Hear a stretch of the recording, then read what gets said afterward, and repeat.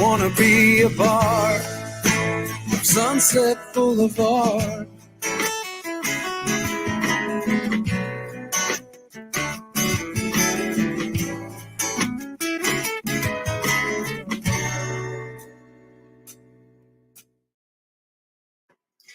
So we're going to begin tonight with I'll be honest, it's a bittersweet statement that I have to make. I am excited for this news for her, but it's still difficult for me because we have bonded in a great relationship, but she's going on to do some more fantastic and wonderful things. I want to congratulate Megan from the Avery Center. I just got news. I just read the email a little bit ago. I'm still a little bit, if you will, verklempt because I found out that she is stepping down from her position with the Avery Center to move on, and any more involved active position with another organization about trafficking. I love Megan with all my heart, and I hate to see her go from the Avery Center, but I am thrilled that she is being able to do what she's doing now. So congratulations. All the hard work, the 10 years has paid off, and I am thrilled that everything has come to fruition for you. Megan, again, congratulations. Hey, everybody, Zach here with PACT and President and Founder Community Pay It Forward Community Dare to Care. We're going to be doing things a little bit different tonight. Our goddess of the grape is not feeling that well this evening. So what we're going to be doing is we are going to be bringing in a great friend of mine. And as a matter of fact, I was on her show last night. So it's kind of like, well, oh yeah, I'm going to have you on mine tonight. And that's kind of what we're doing here. But we are thrilled to bring in Zita from Zita's Healthy Beginnings.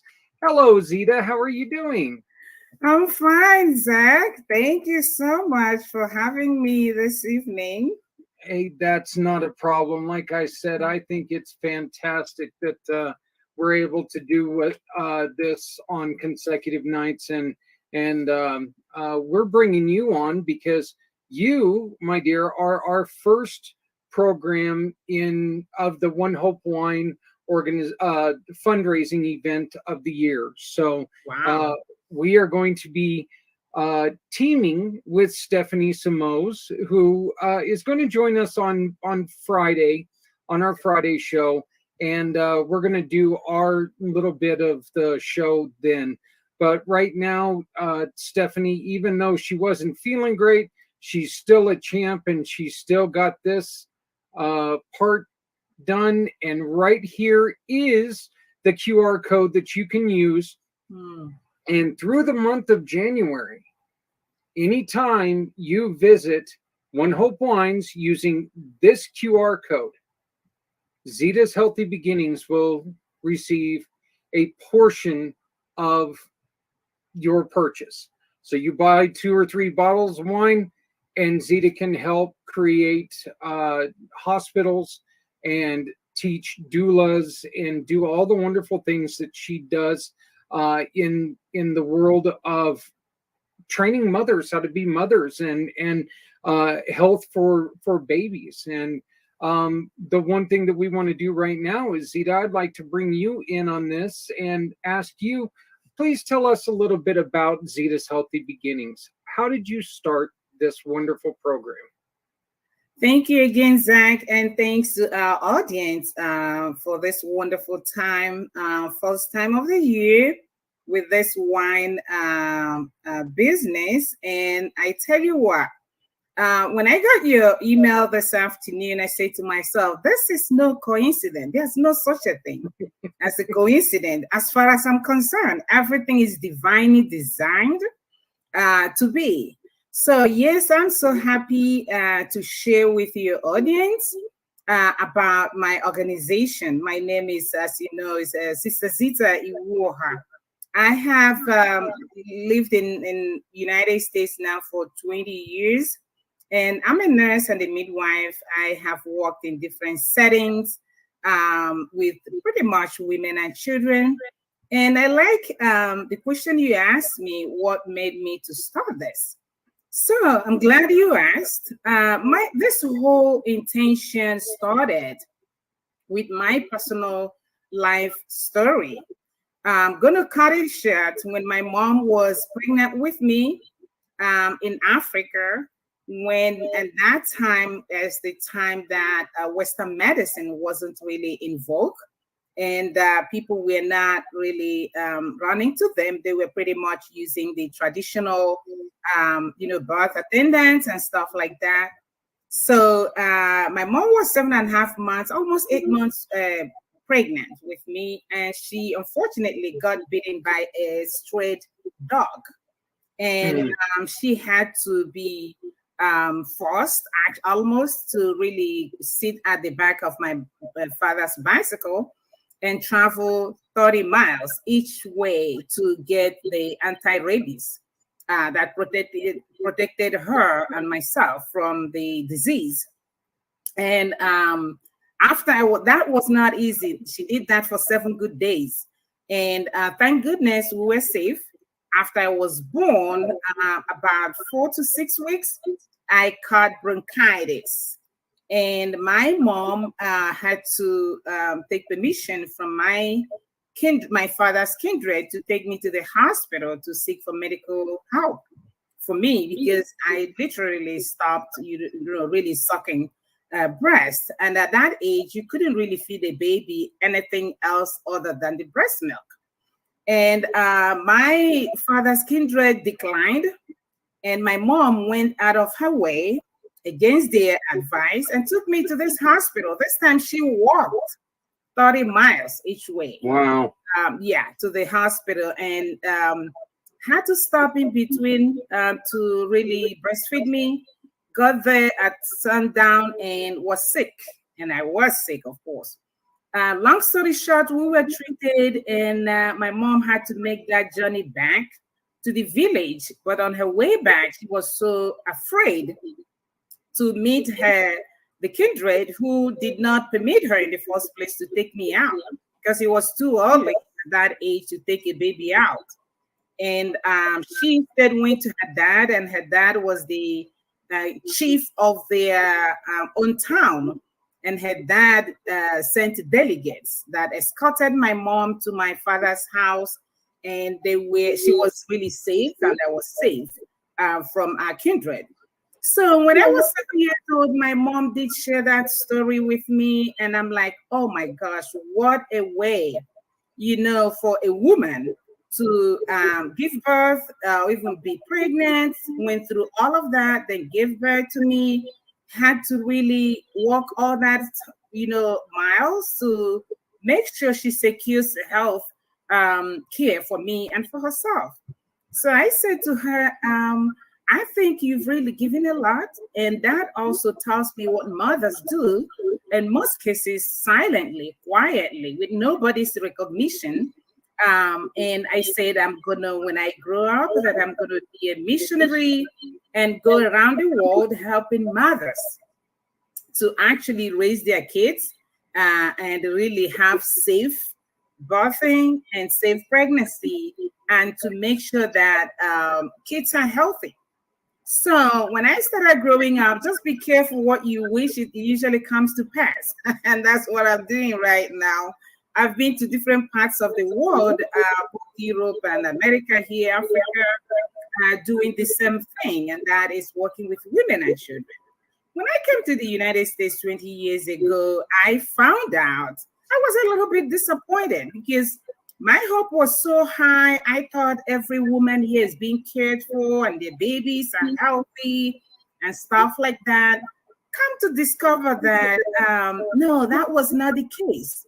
In fact, United States right now, research has it that we are one of the highest maternal and infant mortality recorded in the in the history of the World Health Organization and UNICEF, and that's not really funny. So about 7 years ago, I asked myself, what should I do to really make an impact? As a midwife, I know that birthing is a good thing. It's a happy thing, not a life, sentence for any woman or even the baby for that matter. But that was happening, still happening, unfortunately. So I decided to found Zita's Healthy Beginnings. And what we do is to work with community individuals, work with organizations to reduce the incidence of maternal and infant mortality here in the United States and elsewhere in the world, starting our program right now in Nigeria. And what we do, how we do it is through education at all levels. We educate our educators. We also educate lay people. We do advocacy. I talk to people in authority at any time, whenever I get a chance, for them to recognize what is going on in this country and what is going on in the world in terms of maternal and infant mortality. I also do training of doulas, and I am really hoping to build a place where I can do that more here in the United States and also do it in Africa. And we also do farming, which we just started just last year. And I want to tell you, I sent you an email that has one of our first set of harvest for the plantain and bananas and all that things. And it's organic. We encourage women to get into their environment and make use of it. Till the soil, plant vegetables, plant fruits that will really help them to feed their babies healthy food, so that they can be healthy both in their mind, body, and spirit. And I do podcasts, as you know, and that's also another medium that I'm using to, let people know who I am and what I do. So, that's all I do in a nutshell. Thank you. Well, you don't only do one show, but as we were reminded here really quickly earlier by our great friend Brian Gibson, you are also hosting his show, talking about what they're doing. And you guys entrusted some funny-looking guy to do an intro for you guys, and he misspelled your name. That's okay. I fixed it though. I fixed it today, and I've sent it in, so it's all fixed now. But boy, that one guy, he sure is kind of dense sometimes. So. But so you're really getting into this because you just celebrated your first year doing World of Women, which is a fantastic show, and we're thrilled to be able to share World of Women here on the PAC channel. If we could ever get our stuff together, we will just show it live, but it's a little hard to do that sometimes. But we're thrilled to have that on there because some of the stuff that you talk about and some of the women that you bring on are just so inspirational, not just for women, but truthfully, if men would watch and if they would take a little bit of time, you can learn a lot about what's going on. And I think that is, if we try to learn about each other a little bit more, I think it's just going to, it's just going to make our lives a lot easier, one, and a whole heck of a lot better. I would like to commend not just your mom, but every mom, because that story, Zita, to me, tells the strength and dedication of a lot of mothers out there who, she's just a housewife. No, that's not true. 8 months, 8 months pregnant, being on a bicycle. Mm-hmm. On a rough road. Yeah. There you go, on a really rough road. And right. I'm about I just look like I'm about 32 years pregnant, but I couldn't get on a bicycle on Page Street. So, being on a motorcycle is enough. And then walking that 30 miles with an infant that you have to stop and breastfeed in, I don't know much about where you were at, but let's be honest, it probably wasn't the friendliest of places to have a young child and a single mother there, was it? No, it was not. It was not. Yeah. Tell me this. This is something that what you've already mentioned, how the United States has the largest average of mortality rates in the world, which is just devastating to hear. How different is the training from here to, say, Africa? I know that there's going to be differences because of technologically advanced United States to not so advanced in Africa. How much difference is there in that training? Yeah, so that's a lot of difference, and like you rightly pointed out, technology and innovation has really helped the Western world, to advance in healthcare in so many different ways, including obstetrics and gynecology. But when it comes to birthing, I know that the history of the United States and birthing in the 18th century or prior were really focused on, it was same as what was going on in Africa. People were able to recognize birthing mothers, recognize doulas, recognize their skills and their talents, and recognize people who were naturally gifted, who could get training, on how to support a woman who is pregnant, who is birthing, who is supporting her baby after birth. And also, they were recognizing the importance of breastfeeding the baby, because I believe strongly that God made that breast milk for the baby, and I think all animals on the planet always feed their babies with their milk. We are the only ones that decided to do otherwise. And that's really hurting us a lot. Prior to the 18th century and 19th century, that was the practice. People go to, even obstetricians and gynecologists go to women's homes and deliver them. And that was exactly what my grandfather did up until 20th century. He went in people's homes. You did not have to go to the hospital. Hospital is not a place to give birth. It's in the maternity or birthing homes. That's where women give birth to babies. So they will go to people's villages, go to their homes. They use a lot of natural remedies. They help them. They ate the food from the soil.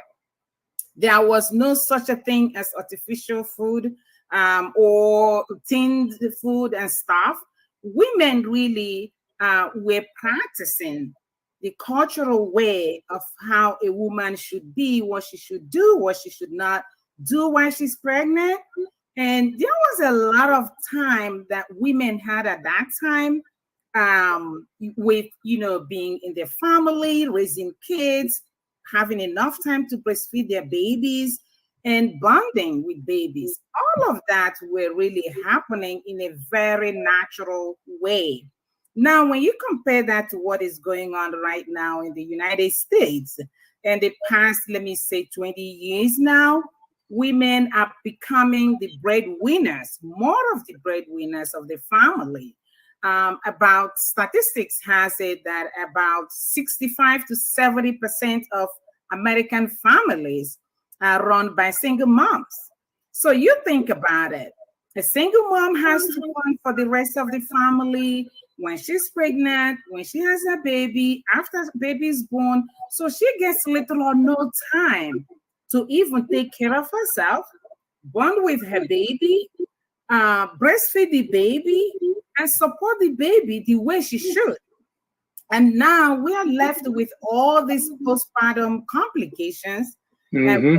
happen today. And you see a lot of mental health issues among young people is so alarming, especially women. And all of this is, a combination of lack of rest, lack of sleep, lack of financial support. In fact, social support is critical, but that is lacking here also.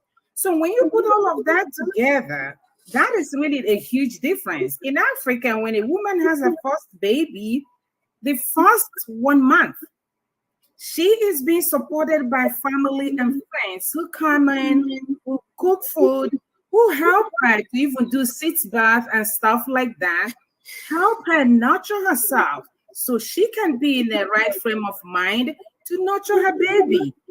And the first 1 month of birth is very critical for any woman, especially after they give birth to their babies. But to find out that here, it really scares me when I see some of my moms, they say, oh, well, I'm gonna have my baby in 2 weeks, I'm going back to job. I'm like, oh my gosh, really? I mean, how do you even talk about that? You're still just going through all the motions of giving birth. Your baby's trying just to get acquainted with you, and here you are, baby, running to the job. It's so heartbreaking for me. I wonder a lot of times, Ida, how much is can you explain to some of us, because Brian brought up a really good point here, that America, we've lost the position of the midwives. What is a job of a midwife? What is the job of a doula? Yeah, so we have really lost the role of the midwife. That is so true. I agree. So the midwife is different from the doula.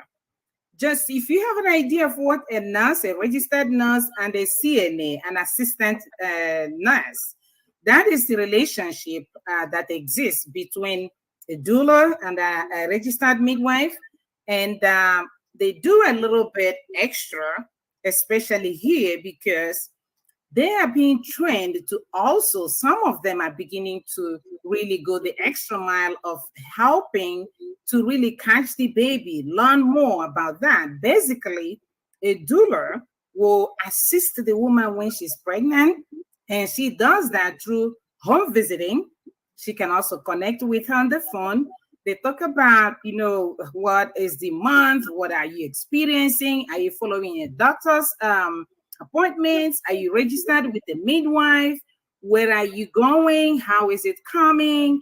Are you taking your prenatal pills? So all of that, and then planning. What is your plan after your baby is born? And the client will really take time to bond with this doula, who will hopefully help her all through pregnancy when she's in the hospital or in the birthing center trying to give birth to her baby. To answer some questions, I don't know if you have witnessed when a woman is in labor, a lot of them are not with it. I mean, like, they need a lot of help. They're not answering questions well. First-time moms are even worse. They need that support, everything they need. So the doula is there to render those services, especially those of them now who are like first-time moms who are also single mothers. They really they don't have that support from family. And if they do, they're not really professionals. Sometimes they don't even know the questions to ask. And with our healthcare getting so complicated right now, you need someone that has all it takes to really ask the right questions and be able to provide the right answers for the woman. They also support women in training and helping them on how to breastfeed. Because no matter what you do or say to a pregnant mother about breastfeeding, until she holds the baby in her arms, she's not gonna get it. So you learn more as you do it. So now a midwife in my country and other parts of the world midwives are very critical. You don't need a doctor.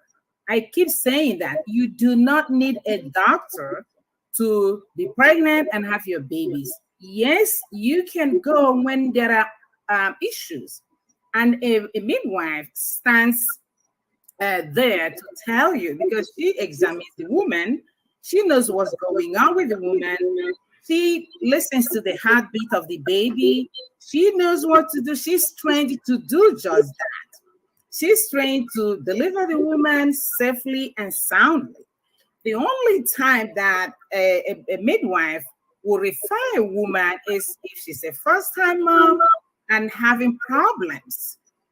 If she is older than 35 years or younger than 18 years.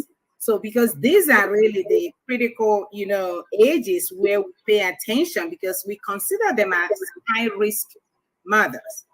So other than that, a midwife is so equipped to take care of everything about a pregnant woman, from the first day she gets pregnant to the day she has her babies. And in my country, as we speak, what we have a lot is maternity homes, birthing centers.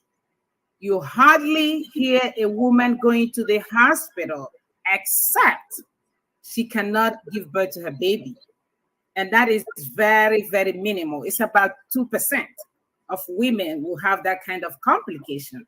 Here in the United States, I'm sad to say that midwifery, the midwives and doulas and the pregnant women rapport very well.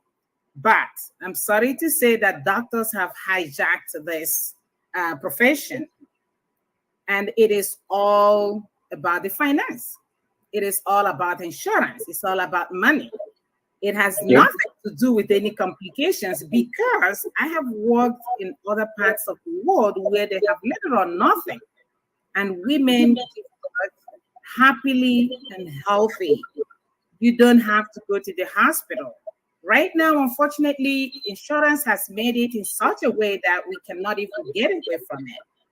But I applaud women who are like me, who are still talking and teaching and empowering midwives and doulas to get up and take back their power, do what they need to do. A lot of midwives are no longer interested in doing it because insurances and hospitals are coming together, and they have seen the benefits in making money from pregnancy, childbirth, and all that. So it's like a fight, unfortunately. But yes, that is a big difference in Africa and here in the United States. How much interest have you been drawing with women who say, you know what, I want to get back to doing these procedures, get back to actually caring for these babies as they come into this world, because it's something that those first few moments are so important in a baby's life. Yes. How much interest are you drawing with your program to get women to become involved with getting back into being a doula or midwife? Yeah, so as a profession itself, few people are interested in doing that for the reasons I've mentioned. Mm-hmm. One is they say, when I become a doula, it's really hard to get customers because insurance does mm-hmm. not even compensate doulas. That's another war we're fighting. And we're like, why would you not?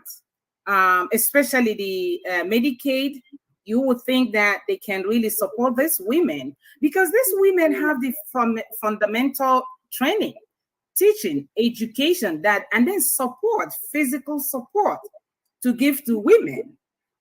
When women in the hospital with the doctors, I'm afraid how many minutes a doctor gives a patient. It's minimal. And when it comes to breastfeeding, you need more time. You need patience. So those of them who are really interested and really want to help are doing it, but not so much because they know that they're not making money or much money out of that. Now, the midwives are really interested, but what is interesting about midwives not really getting it, many of them, is because the training institutions are not many. So you only have, like in Pennsylvania, we only have one university, and what is that, in Philadelphia. I mean, can you imagine? So you don't really have, and then it's the master's degree that they have, the midwifery school. So in my country, we have women who are doing midwifery for 2 years training, 3 years training, 4 years, up to doctorate, and that gives a whole lot of, support to women at different levels. But here, it's not happening because they're not allowing women who are interested in midwifery to even start from like their first degree, second degree, or into doctorate. So that's where we have to start to correct this, because if you really want to change a system, you're going to have to find out where the problem is and start from there. So that's what I have noticed, and that's what the issue is, that we're not getting a lot of people interested in embracing this wonderful profession.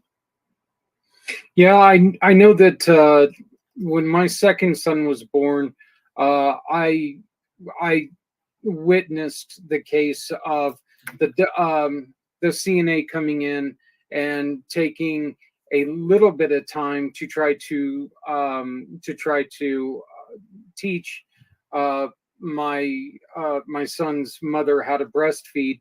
But after 2 days, they just threw their hands up in the air and said, "Blah," and walked away.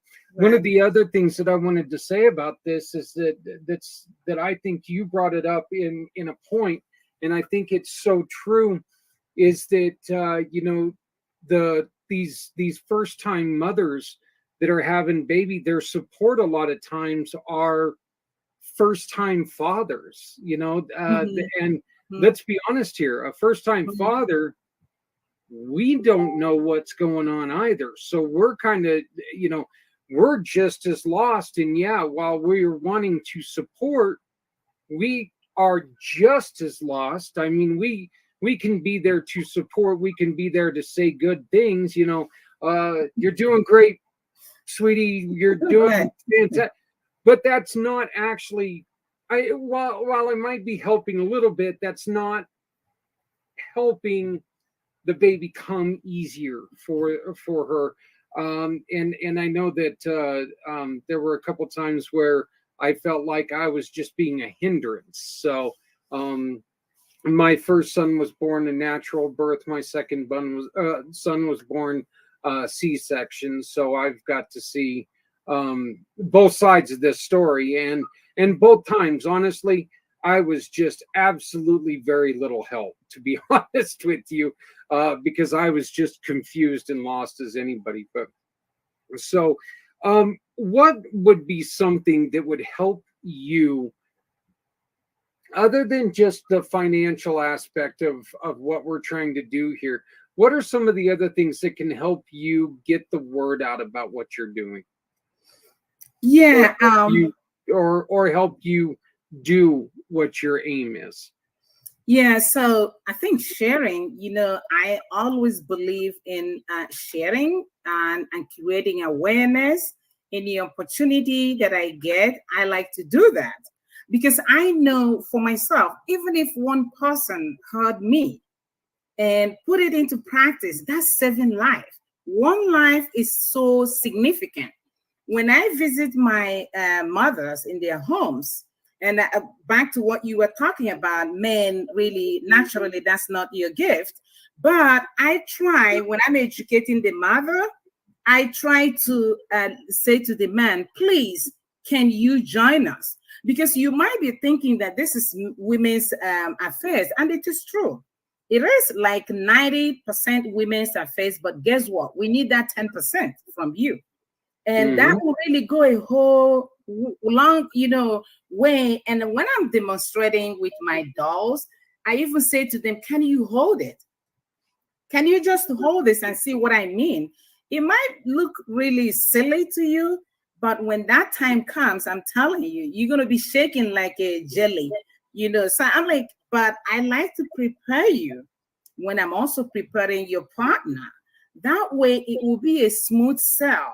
So that's one of the things I want to also include in my program is to prepare the partners, the guys, because honestly, I know that guys cannot really do it unless they get support. In fact, they need much support as much as we're giving the women, because some of them could really help when the woman have that breast milk expressed. They can take their turn to feed the baby. So if they learn how to do that, honestly, spare the woman a couple of hours at night, that will go a long way to help her to remain sane, to take care of the baby. So yes, we really need men, and we need to help them, educate them, encourage them, empower them, because guess what? The baby is for both. It's not just for the woman. So yes, please sharing my message there, Word of Women podcast. Letting people, if they want me to talk on their own podcast, or invite me even physical to come talk, this is what I'm doing for the rest of my life, is supporting women, supporting families. And any opportunity I get to do that gives me so much joy, because that's all I want to live for. Making sure that our young ones are growing up the right way. And that right way is making sure that their mothers are able to give them that breast milk that they need, that is so critical. Not only that is critical for them, it is also critical for the mothers. Because look at what is going on these days. We talk about cancer, of all kinds of cancers going on. Yeah. This is happening as a result of lack of breastfeeding among women. They may not believe that, but research has confirmed it. If women are committed to breastfeeding, even their weight, cancer, ovarian cancer, breast cancer, uterine cancer, all those cancers are being minimized almost to zero if women commit to that. Isn't that an extra thing? Plus, it helps them even to space their families. It all needs commitment. And I want to teach women how to do that, because it is possible. I have lived in countries where women did it.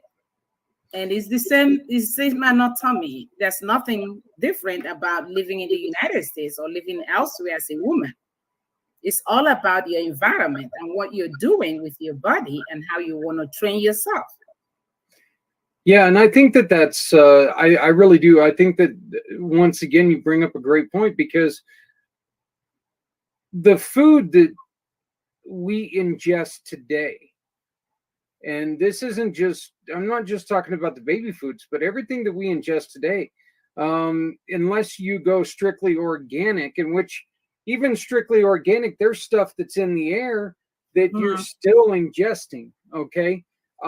There's still stuff that's in the air that, it ain't going to go away anytime soon. So it's still getting on the food, still getting into the crops, the stuff that's fed to the animals that we eat. There's still stuff in there that's not meant for us to put into our bodies. It's one of the reasons why our kids are larger than they've ever been before, because of these chemicals and stuff, Right.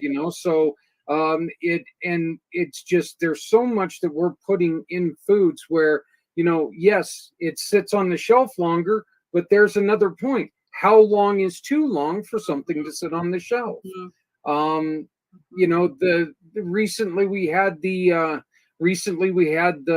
formula shortage, and imagine how much, how many people would have been in a better situation if they would have not needed that formula. So these are such wonderful lessons that you teach them. Tell us a little bit about World of Women. I've got the address up here where they can watch World of Women live every Tuesday night at 8 p.m. East. Tell us a little bit about World of Women and what you're trying to accomplish there. Okay. Yeah. So World of Women, like I said, is also an offshoot of Zita's Healthy Beginnings. It's another outlet that I feel is very important and necessary for women to, and men actually, to come together to listen to me as I, periodically share my experience as a nurse and a midwife, and to know, to learn, and really to empower them as well. In that, for them living their own individual lives and trying to raise families. I also use that opportunity to invite other women and men who are really interested, because I found that there are many people who are really interested in their own bodies, building themselves up in a healthy way, building families, or even their own community, and then the whole nation.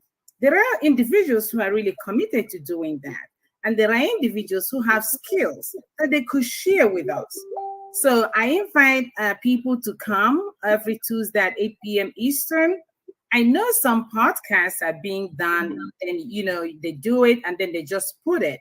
Why I took the option of having people come and having audience is so that we can do it interactively, because I believe that every single person got ideas that could help the other person. So if we're really interacting, ask questions, make comments, make suggestions, people are able to learn better that way. So that's why I brought a World of Women podcast, because I know that's where women thrive. We love to talk about life. We love to talk about our health. We love to talk about our families. We love to talk about businesses and stuff like that. So that's why I started World of Women podcast.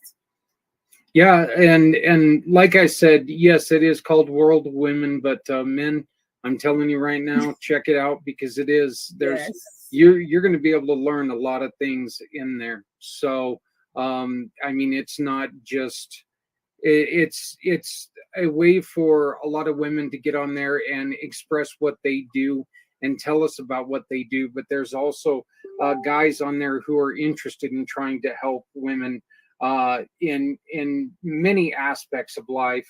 I was lucky enough to be on the show last night when we introduced this wonderful looking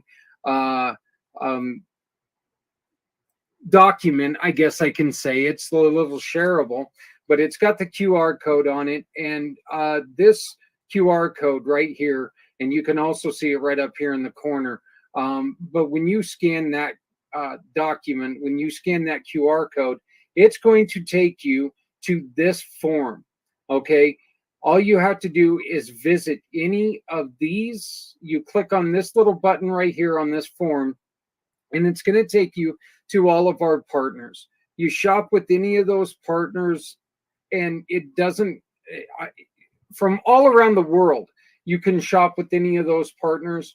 You make a purchase with them, you take a photo of your receipt, or you upload your receipt right there. You give us your name, you give us your email. If you would like to dedicate your receipt in honor of someone, like my mother, I would love to honor some things in her, and I don't want to say memory because she's still here. I would like to dedicate it to her for all the work that she's done. We do ask you for your phone number and address, but they're not, you don't see the red button there. They are not mandatory. And then you simply hit submit. And when you do that, your purchases will go to Zita by using this wonderful form right here. It will send us the information that you purchased through one of our partners, and our partners are going to give us a referral, and that referral becomes a much needed donation to Zita and Zita's Healthy Beginnings. So Zita, how did they get a hold of you? So they can call my cell phone, 412-926-6662. They can also send me an email at izyWoha@yahoo.co.uk. You can still go on my website, and we have zitahealthy.org. And if you go to our Linktree email link, you can still get us there. And it's a Linktree. That's the link.ee. I think it's TEE/zitahealthy.org. So you will get, any way you want to get us. Is very easy to locate us. Or you can also go just on my LinkedIn. I just put in there Zita or Zita Iwoha, and I will come up. So yes, if you go to also, we're on what do you call that? Instagram, TikTok. So yes, you have a lot of options that people can look at us, see what we're doing, and just find ways to connect with us. I still haven't gotten on to TikTok yet. I don't. I haven't tried that yet. My wife, however, she is a huge fan of TikTok, but not something that I do all the time. But I guess I'm going to have to do it here pretty soon. Zita, I wanted I want to thank you so very much for joining us tonight and letting us learn more about Zita's Healthy Beginnings.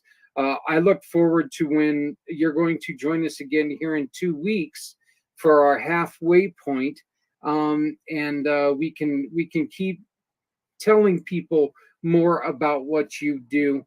I did want to bring up, now I got to reconfigure all of my other screen on my computer because I've been going through so much, but I did want to bring this up one last time for right now. And Zita, I will be sharing this with you, this form with you, so you can pass it to everyone. But please remember, for the next month, when you go to this QR code, the one on the flyer, not the one in the corner, but anytime that you shop for wine with through our dear friend and Stephanie, all of our love is going out to you right now. Get feeling better. We've got some exciting things that we're going to be doing in 2023 with Stephanie. So, but you shop with that QR code to get your wine, celebrate birthdays, events, everything that you got. Do it, and Zita's Healthy Beginnings is going to be the benefactor of your having a good time. What is better than having a good time knowing that you're supporting a great cause? Absolutely. I can't think of anything that's going to be any better. So just help us out, help us make a huge difference, and help us continue to support Zita's Healthy Beginnings. And again, if you look over in the corner, way over there in that corner, you can see the QR code that will sponsor Zita's Healthy Beginnings through the Community Pay It Forward program. So Zita, again, thank you, my dear. I look forward to talking to you again here in about 2 weeks. Thank you so much, Zach. And I really appreciate what you're doing. It's not easy, but please keep up the good work. And I know your blessings are already coming. And thank you, and have a wonderful rest of the evening. Well, thank you. Thank you. And thank you for joining us on such short notice, but thank you. Hey, everybody, you can also go to right here, which is our Facebook group. We're going to get Zita this information, and she can post to this Facebook group about what they do. This is another great place that you can go. Stephanie is very, very active on this page, giving you some great recipes with wines, some wonderful things that you can do with different wines, introducing different wines. So please make sure that you go to our group page every month. It is someone, it's another wonderful organization like Zita. So, but thank you, Zita. I appreciate it. Have a great evening. Thank you. You too. Bye. we are going to be back here in a little bit with we're going to be talking about some of the misnomers of nonprofit world. There's a lot of times that people don't understand what goes into a nonprofit, why a nonprofit fails, things like this. I did a little bit of research today, and I came up with a couple pages that I'm going to read some information to you. It's some really, I find it interesting because nonprofits truly are something that we really need in the world. There's different situations that we need to help people out with, but we will be right back.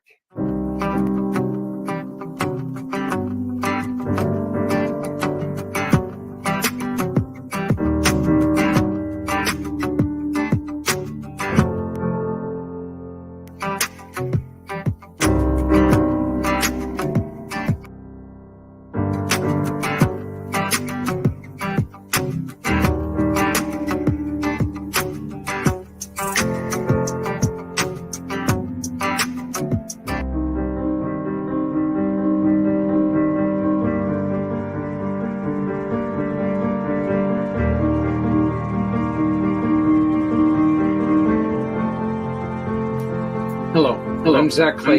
Community Pay It Forward, Community Dare to Care, and the PAC channels.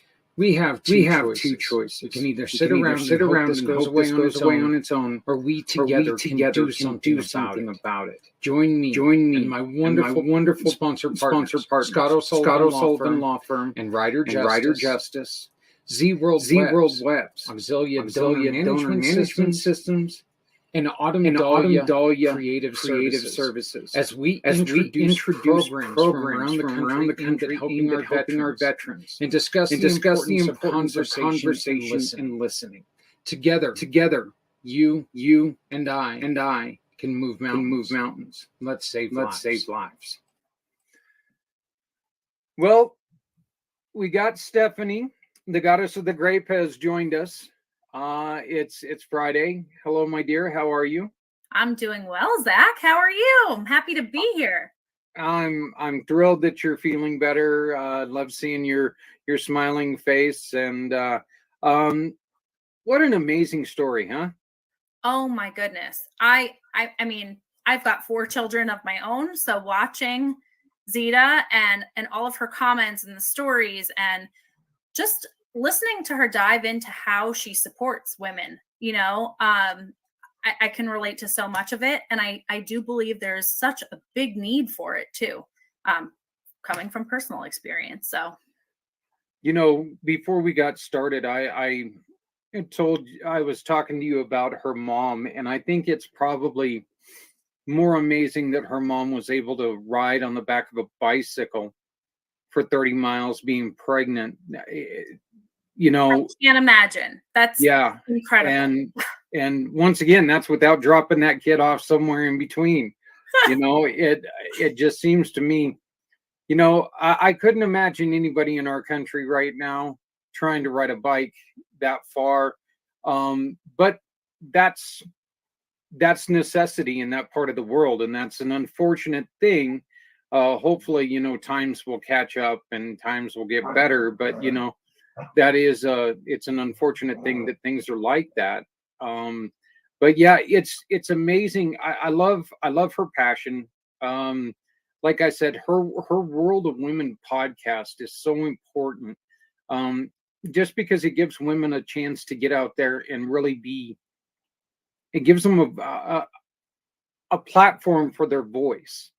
And it gives them a place where they can, I think they can really feel safe to be themselves, whoever they are. And so, I love being able to have her show on our channel here, and sharing it with them. And, I love everything she does. She's planning on building hospitals in Africa.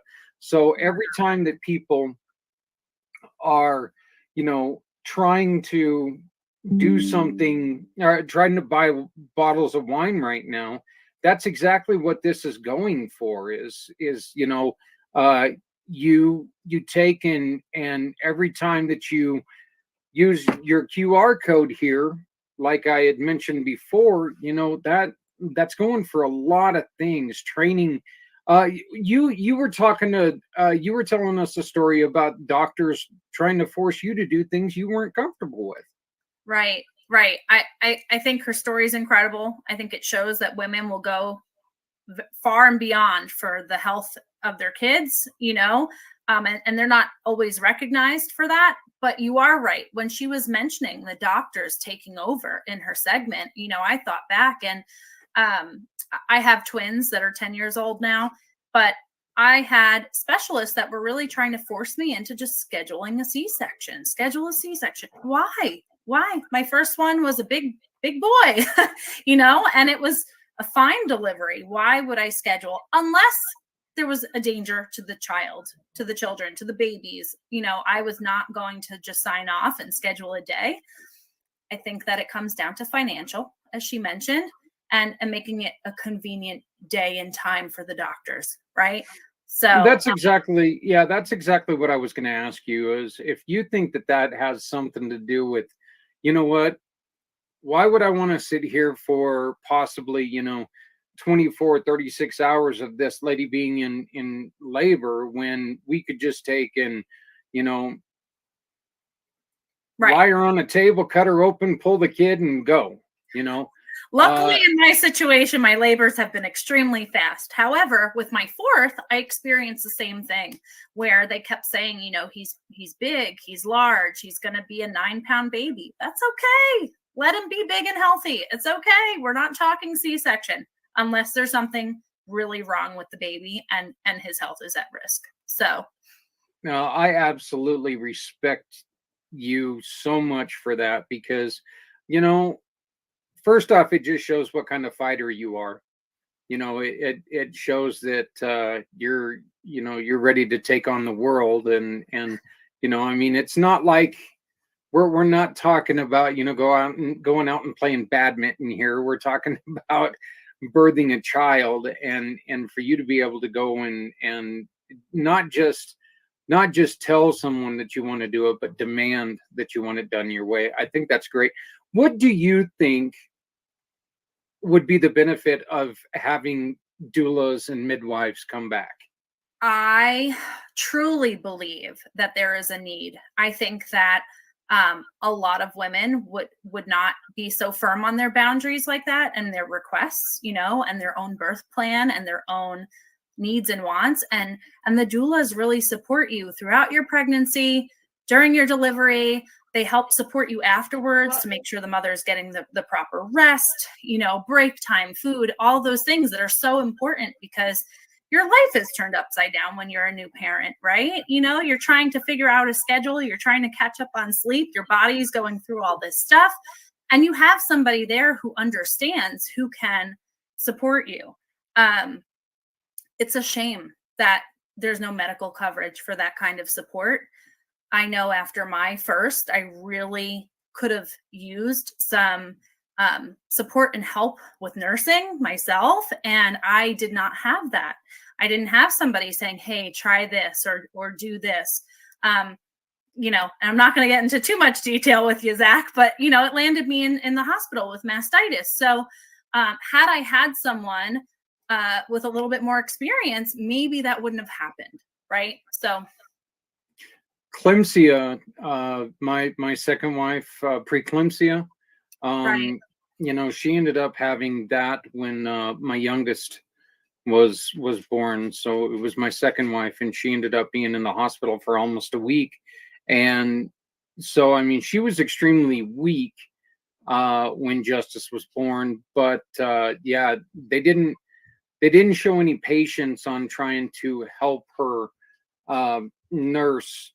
And so, Justice never had the opportunity to nurse. And that was something that it was kind of one of those things that,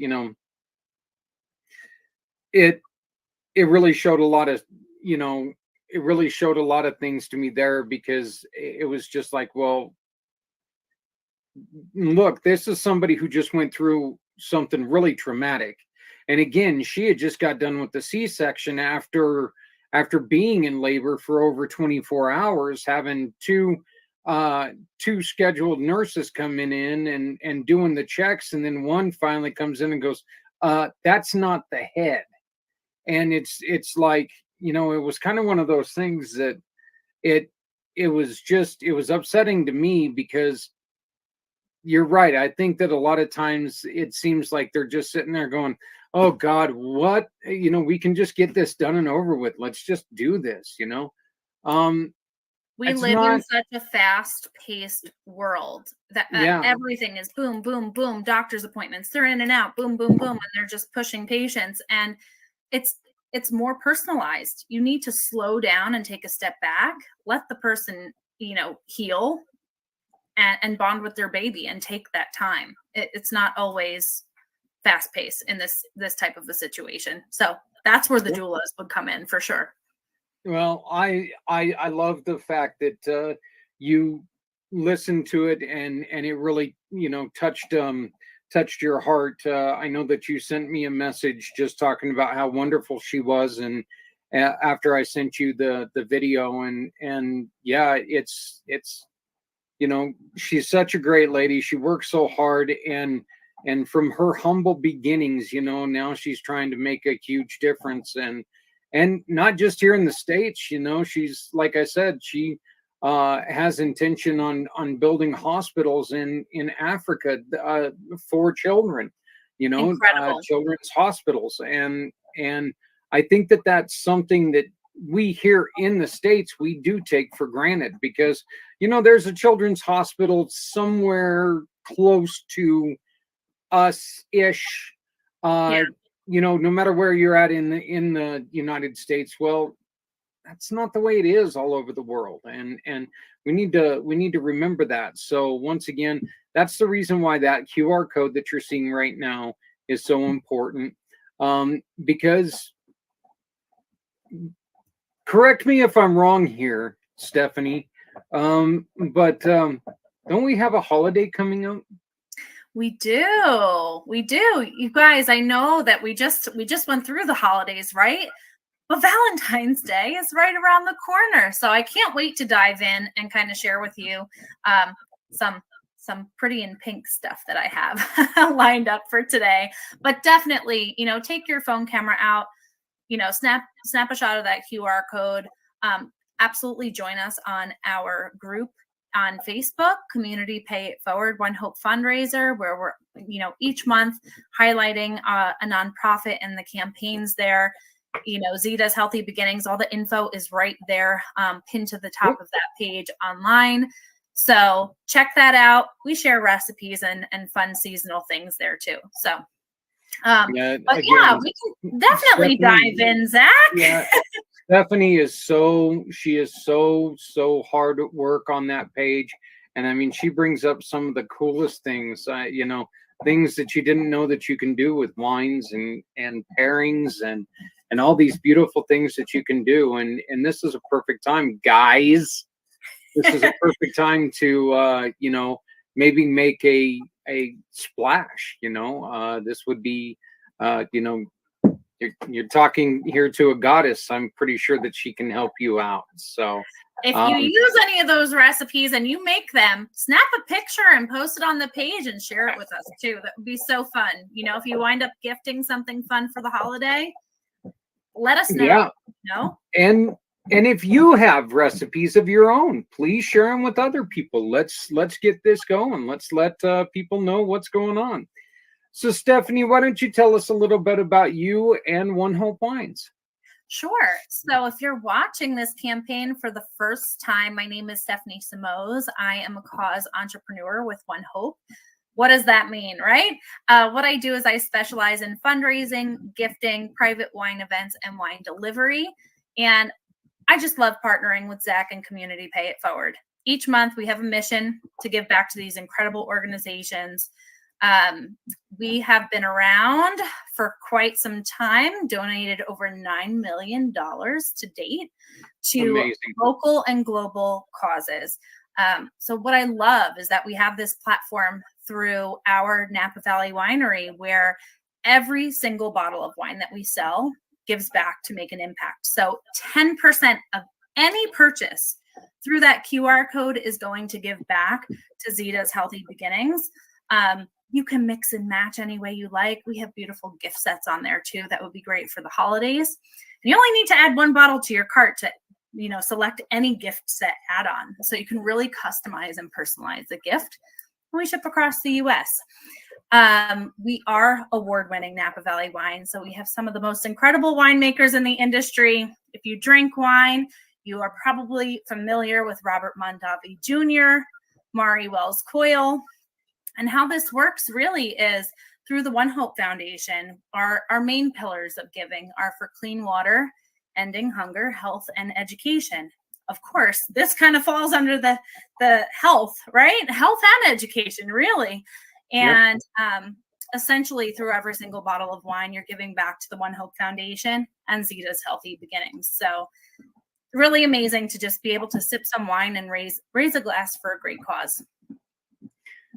Yeah, I think that the concept, and I'm hoping that one of these days I get to talk to to somebody who's in charge up there, because I think the concept of One Hope Wines is one of the best. And there are certain companies that are out there that do wonderful, wonderful, wonderful things. I think One Hope Wines. I think about Bombas. What they do, I think that is just, it's so fantastic that they are. A lot of companies can say, hey, we're in it with the community. You guys are in it with the community. You guys are an integral part of a healthy community. And that is one of the reasons why I have such a deep love for you, such a deep love for One Hope Wines. I think that what you guys do is just beyond fantastic. And you and I being able to help wonderful causes like Zita's Healthy Beginnings, it keeps getting better and better, because we get introduced to some of these wonderful, wonderful causes all over the world, all over the country. So I'm looking forward to 2023, and we would like to say to everyone out there, hey, do you know a nonprofit that could use a little bit of help? Get a hold of us. You can either get a hold of Stephanie right here on her link tree. All you got to do is reach out and say, hey, I know of a nonprofit that could really, really use your help. And she will get a hold of me, and we can get this going. Or you can just reach out to me at my card. And we will we'll put those in the chat, and that way you can have them.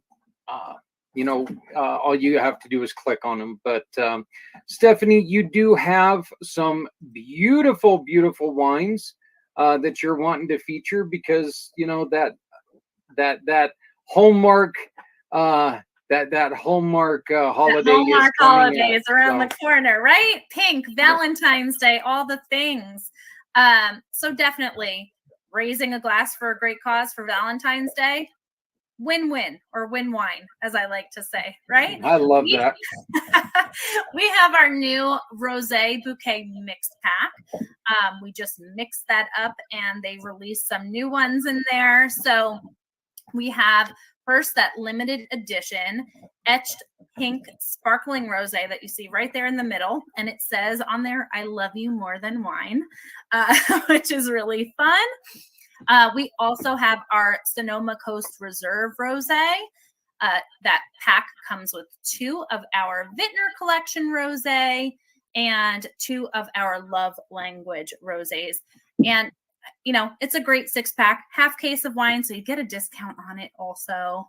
I always like to throw that in there. And you're getting different collections. So you're getting some high-end wines in that pack as well. So let's dive in. I think that there's some rosé for all the rosé lovers in this pack.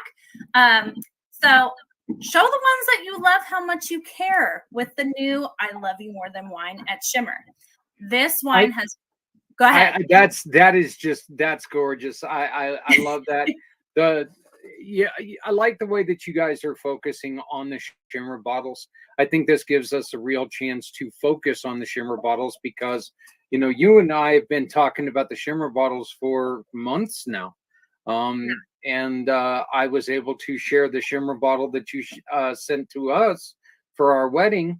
And so, I think that I love the way that they're putting this out right now. And it's a beautiful, beautiful pink bottle. And this one's a sparkling, correct? It's a sparkling rosé. Yeah, that's right. And I know you mentioned the other shimmers. The one that you received was a sparkling brut, aka a champagne. I know you like to say champagne, Zach. But we have the ability to etch custom on these bottles, and they come in pink, gold, and silver. So logos, maybe a big birthday milestone. You want to have, a themed party or a themed event. We can certainly do that on the etched bottles. So it makes celebrating really fun. However, anniversaries. Right. Anniversaries. But we do have standard ones on the website also that you can throw into any order, any box, just like this one. So it's really fun. This one is delicious. I like to say that this is kind of in the middle. It's not sweet. It's not super dry. I want to say it sits right there in like the off dry category, right in the middle, with flavors of pomegranate and pink lady apple. And there's got some floral notes in there. So you can pair this bottle of wine with frittatas, fish, grilled octopus dishes, citrus salads. So it's definitely a refreshing wine. And really it's something you can pair with a breakfast, like a brunch, a lunch, dinner, or dessert. It's got some gentle bubbles in there, and it's really, really delicious. And I think it's a crowd pleaser because it doesn't go one way or the other so much. It kind of sits in the middle where if you're a sweet lover, you can enjoy it. And if you like dry, you can enjoy it as well. Is this one of them that one of the recipes that you shared with us a while back? Is this one of them that you can serve like by putting some fresh fruit in a glass? And you can absolutely put fresh fruit in a glass.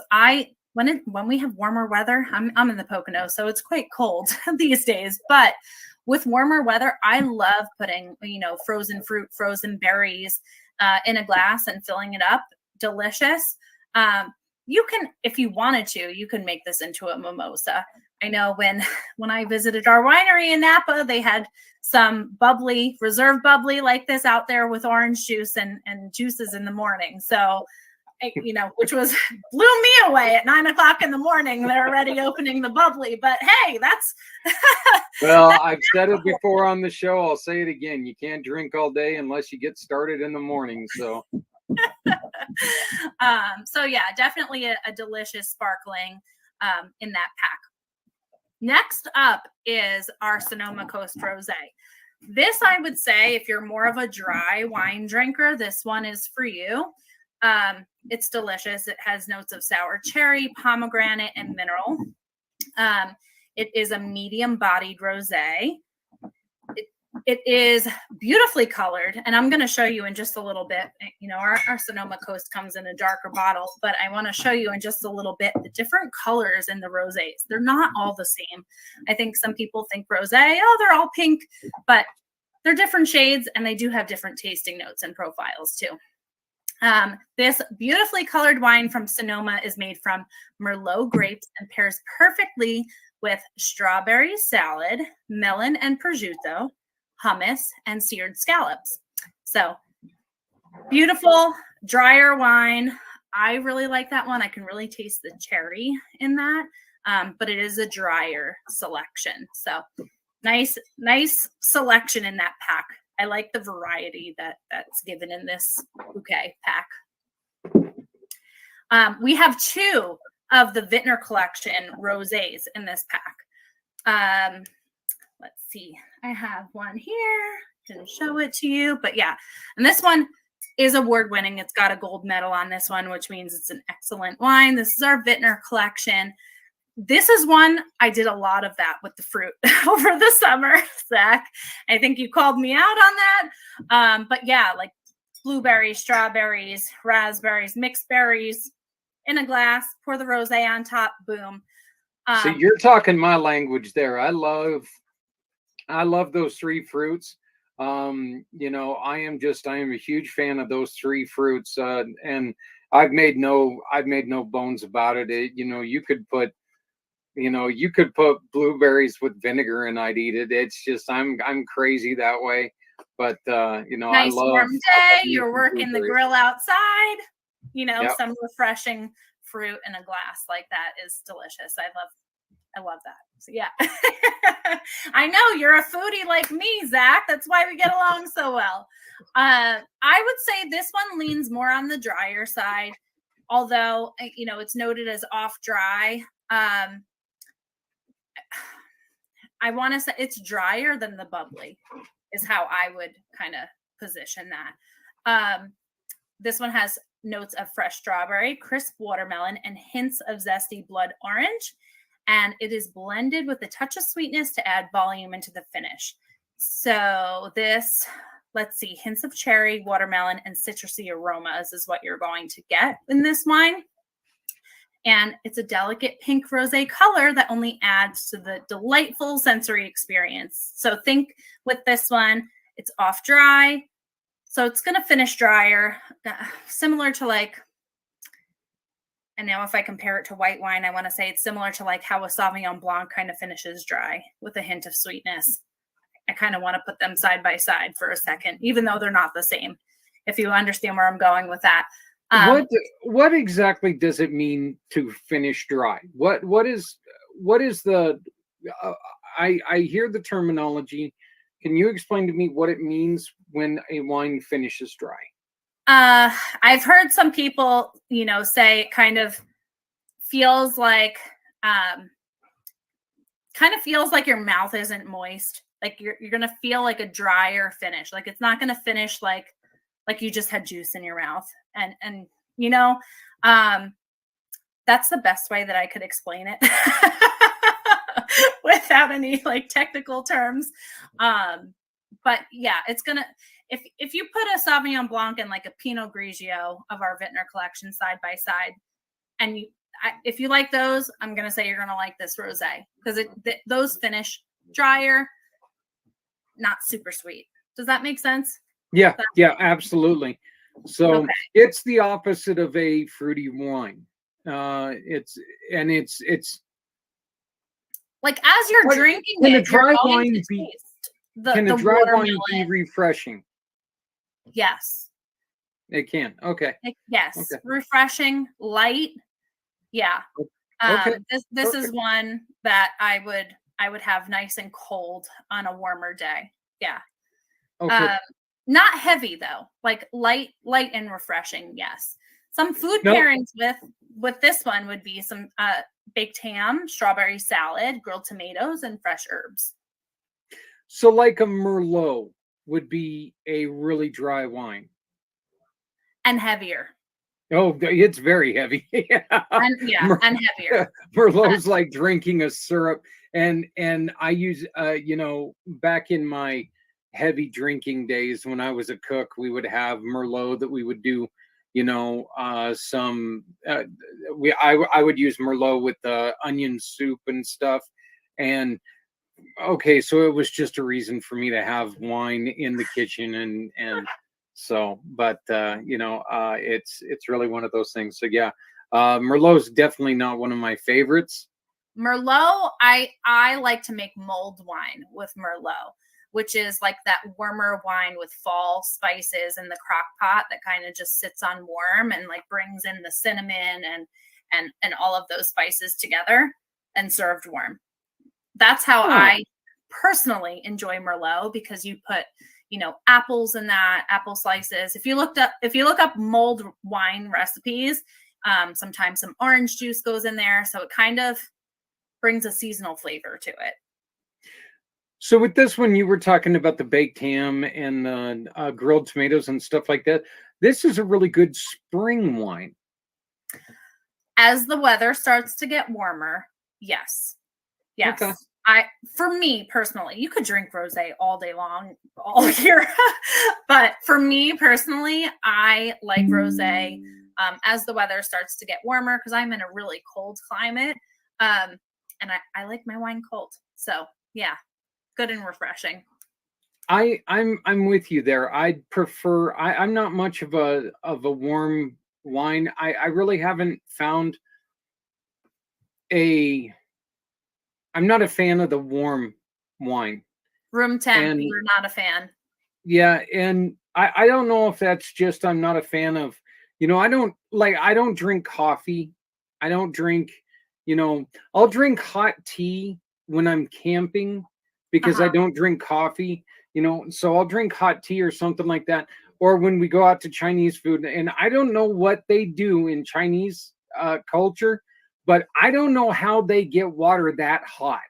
Water does not get that hot naturally. It just doesn't. You mean We're for their going off tea, on right? a rant For here, but I don't their know if green it's tea, is something that what that you like mean? room temperature and warmer drinks are just not my thing. But yeah, the wines, I think you get a better taste. And I definitely think I seem to think that they're a little drier when they're warm. So, and I think you're making a little bit of a point here, Zach. Some people do enjoy their red wines chilled. And while it's not, the norm for, let's say, a Cabernet to be in your refrigerator, some people enjoy it that way. And I say, enjoy it the way you like it. Yep. There To are no each their own. rules here that you have to follow. Like I can make suggestions from our winemaker, and she actually suggests Pinot Noir be slightly chilled, especially when enjoying it with like turkey and things like that with a meal.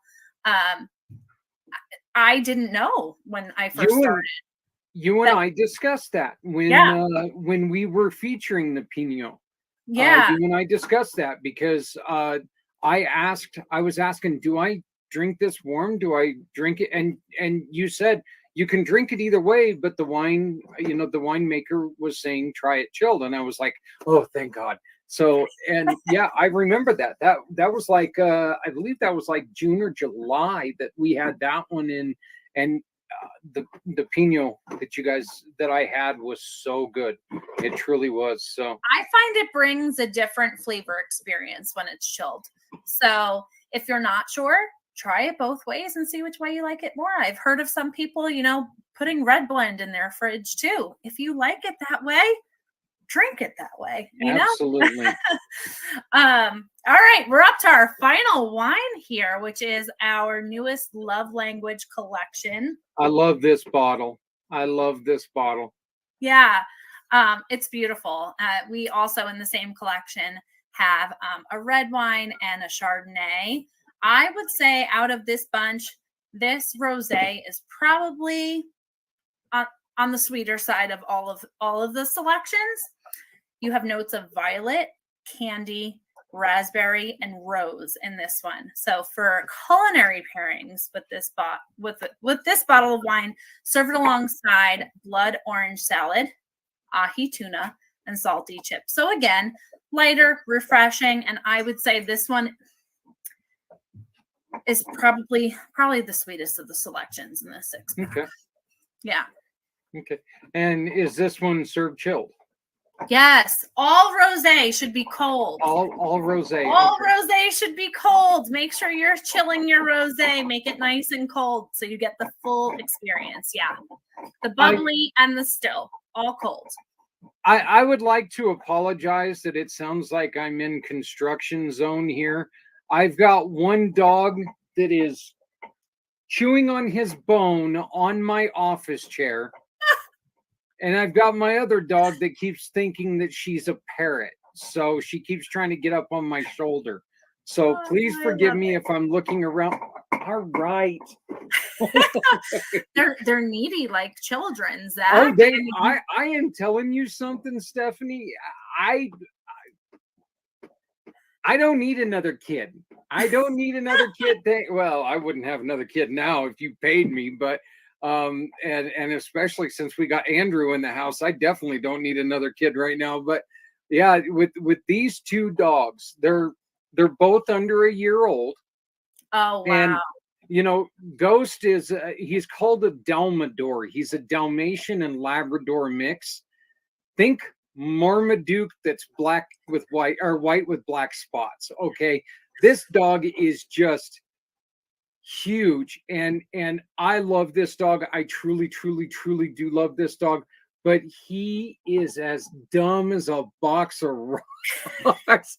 I mean, this dog, for Christmas I wanted to buy him a slower tail so he could finally catch it, you know, because he sits there and runs around after his tail, and Oh my he'll gosh. run right into a coffee table and look at you and look at his tail, look at you again, and then start chasing his tail again. So but, funny. We're an um, animal family here, so the dogs don't bother me one bit. yeah, well, love you know,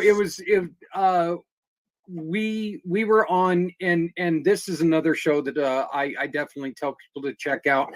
World of Pets. We were on there the other day because now in the house, as I had mentioned before, we're taking care of my elderly parents now, and they've got their two smaller dogs. So we've got our two dogs, Zephyr and Ghost. Mom and Dad have their two dogs, which are, would you stop, please? Which one's a poodle and one is a Pomeranian Chihuahua mix. I just call him a hippie Chihuahua. We've got a cat, a long-haired cat that comes in and out. Hardly ever see Cody. When he comes in, it's all nice and everything until he's like done with you, and then he's like, "Don't touch me." Then we've my oldest, or my youngest son has two rats that he's asked us to take care of. So we got two rats upstairs, and my oldest son, or my youngest son, which is 21, when he was in kindergarten, his teacher was retiring. She had a rose hair tarantula. It's still alive. Still alive. No way. Oh my She had that rose hair tarantula for at least 7 years prior to us getting it, because we had a cable guy come in and we told this cable person about Harry, and he was like, "Oh my God, that thing was around when I was in her class." And so, you know, it's so funny. And then we've got like 10 fish. So yeah, we went on to this World of Pets thing, and it almost took the whole hour just to introduce our animals. But yeah, our tarantula, tarantulas can live up to 35 years. So wow, that's a fun fact I didn't know. Interesting. yeah, and they're just fun to freak people out with. So but I love it. We're just as crazy as you guys, though. So, you know, no okay, judgment. so let's go through a rundown one more time here, since I keep detracting us and throwing us off track here. We've got this all comes in a collection. Can you get these separately? Yeah, you can purchase the bottles separately if you'd like. You know, if you don't want to do the mix pack as it is, you can individually add your box together. However, I thought it was lovely that they put this rosé bouquet together for Valentine's Day. So it makes it really easy, you know, for you shopping for the ones that you love this season. And as I mentioned before, you know, with just one bottle, you can add any gift set add-on that you'd like too. So there's lots of options there with the celebration gift set. There's a fun pizza night one. There's a wine and grind one where that actually comes with coffee, which is a lot of fun. So definitely check out the gift sets also, because you can really customize a gift for the upcoming holiday and have it give back to Zita's too at the same time. That's right. And so you got the sparkling rosé here. Yeah. Okay. And once again, that's with the sparkle, the shimmer bottles. Pink shimmer, limited edition. I love you more than wine. That's beautiful. I remember where my son lived, there was somebody who had a floor mat that said, welcome to my home. You better have wine. That's what I the love floor it. mat said. So I remember seeing that. This is This is our this is the one Sonoma. that's the driest of all of them. It's this one. It's our Sonoma Coast Rosé. This is a reserve. It's delicious. Light, crisp, dry. Driest finish, I would say, of the bunch. There's my parrot. I love it. She got her way up there. There's my Zephyr. You would get 2 of the Vintner Collection Rosé, which is shown right here in that 6-pack. That one has been awarded a gold medal.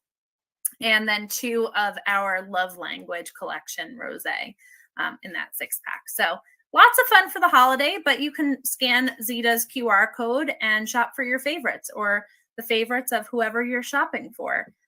If you're not sure, if you're like, you know what, they love wine. I know they always drink wine. I have no idea what they drink. We have gift cards. The gift cards will give back also. So, consider that as well. And again, if you have any questions and you really want to know a little bit more about these wines, all you have to do is go to Stephanie's Linktree and reach out to her. Reach out to her on our Facebook page, our Facebook group.